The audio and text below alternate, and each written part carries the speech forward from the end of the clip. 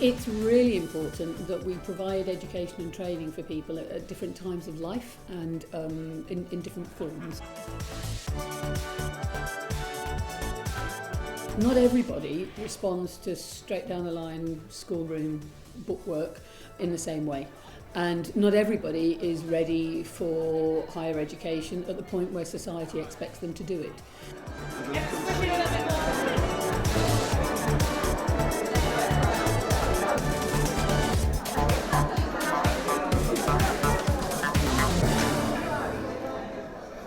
So come in. Here, a backbench MEP will be given maybe 60 or 90 seconds to speak.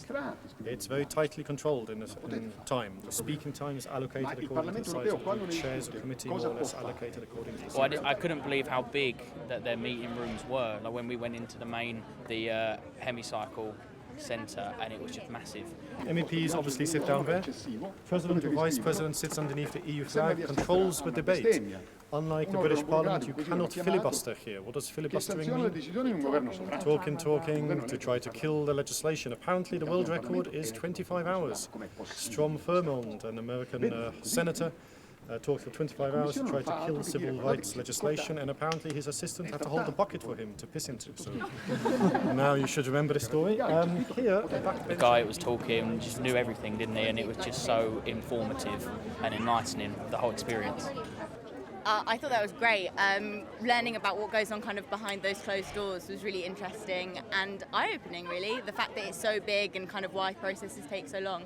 Yeah, it was really interesting. I definitely came away knowing a lot more than I did when I went in there. I thought I kind of knew a lot about it already, but actually it kind of transpired I didn't. It's a lot more complicated than I ever thought it was. It was just mind-blowing because I came in thinking that I had kind of a certain level of knowledge, and compared to my peers, I knew quite a bit about the European Parliament and how everything works, and you just realise I haven't even scratched the surface. And I think the best thing is, what I really found interesting was that there is this collaboration across the different projects or parties within the European Parliament that you just don't have in other countries.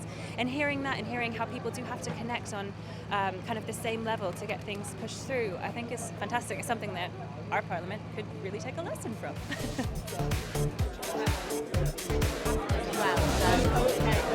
And why did you apply to come on the trip to Europe? What do you want to know? I wanted to find out more about the Erasmus scheme, really, because I think, well, we're both interested in working or studying abroad at some point in our lives, so I just wanted to find out more about it. Erasmus is great. It has been a way for kids to study abroad, but now it's been extended so that it involves apprenticeships. Young people can work for 6 months abroad and have that experience of working and living in a different culture, maybe even in a different language. And they can do that without losing the apprenticeship that they're involved in. And Erasmus is encouraging and providing the means for that to happen. So this is a whole different way of getting into the law. Tell me about it. Well, traditionally you've got into the law for a university, and then 2 years ago then the government decided to introduce legal apprenticeship, so that's what I'm doing. Whereabouts are you guys from? So I'm from IPS in Kent. It must be quite a complicated apprenticeship, actually, because I'm thinking about the university as I know it, and it's got all kinds of buildings. yeah, modern building and old buildings. Typically older buildings. Well, like all universities, it's pretty expanded. How about the rest of you? That's been the biggest change. I am so pleased to see that the apprentices who came over to visit Parliament have enjoyed themselves. That is as important as anything else, because if you're enjoying yourselves, then you're often learning. The whole point about the money that is paying for you guys to be here is that you learn about Europe. Europe is for the young. Europe is a hotbed of opportunity. In a lot of countries there is a mismatch between the skills that are offered by people, notably young people coming out of full-time education, but also people through their careers. So there's a mismatch between what they are able to offer and what the employers, what the businesses actually need. This is a big problem. There are always different pathways to achieve your goals, but you've got to network, you've got to be around, you've got to be noticed a little bit. Hopefully you have to do a bit of good in the world.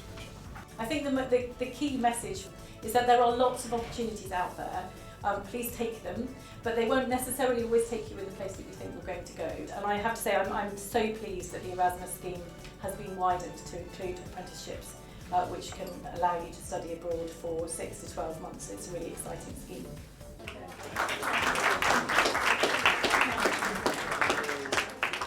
I've always loved apprenticeships.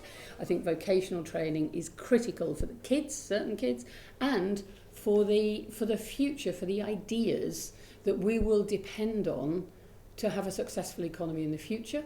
And I don't just talk about the economy to talk about the economy. The point about a successful economy is it makes jobs, and jobs pay taxes, and taxes pay for services. So for me, it all knits in, and I want the young people to have good opportunities, and I want what they do to help feed into a good society.